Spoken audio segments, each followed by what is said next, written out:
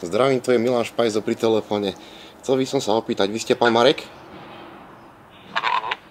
A vy predávate tie lístočky na Justina Biebera? Jo?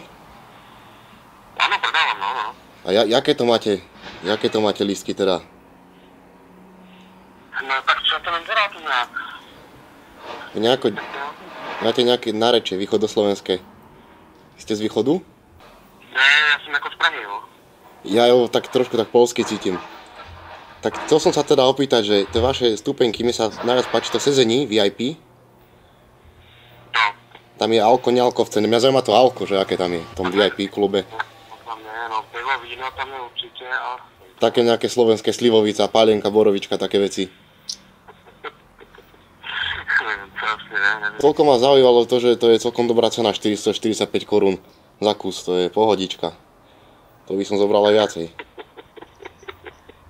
Pozerám, že aj obrázok ste tam parádny dali, je to predsa jeden fešák. Purpose World Tour. No a ten special guest, to je, kto tam bude? Neviem. Dobre, Marečku. Mareček, Sireček. Dobrý, čau. Dobrý večer, tu je René Fandalo pri telefóne. Chcem sa opýtať, vy máte na inzeráte, na bazoši, tam ste písali nejaké takéto vecičky. Minulé som vás už videl, asi pred mesiacom ste tam dávali nejaký, ale teraz tam máte nejakú novinečku, že Jesus Christ Superstar. A to tečko ako kríž, tak spravené.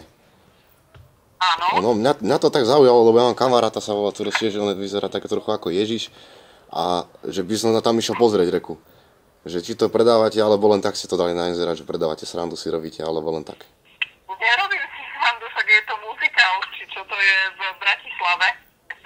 Je to vstupenka na predstavenie. Stupenka. To znamená čo? No, že sa vyberiete do Bratislavy na vystúpenie Ježiš Kristus Superstar. Ja si to neviem predstaviť, lebo ja poznám tú šovku Slovenskom, ale... Je to Ďurovčík, je to muzikál. Ale som sa chcel opýtať, že ten Ježiš Superstar, to nebol akože v tej show televíznej, čo hľadá Slovensko hľadá Superstar. Čo tam boli takéto naše rozkvety ako Katka Koščová a podobné spevácké kapacity. Nie. Ja ešte taká otázočka, môžem tam ísť opity?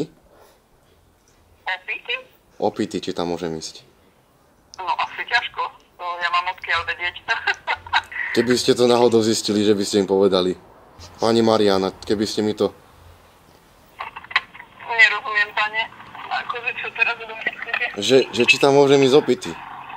Ale prečo by ste mali ísť opity na nejaké predstavenie? Lebo som alkoholík. Jaj, no a prečo sa to pýtate mňa? Tak si zavolajte.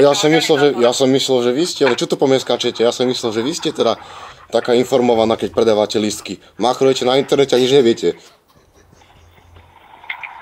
Neviem teraz ako... Už ma prechádza ma trpezlivosť. Dobre, pane.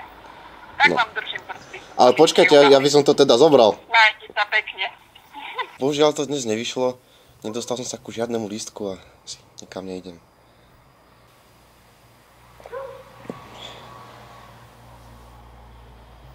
Ta-ra-ta-ta-ra-ta-ta-ta.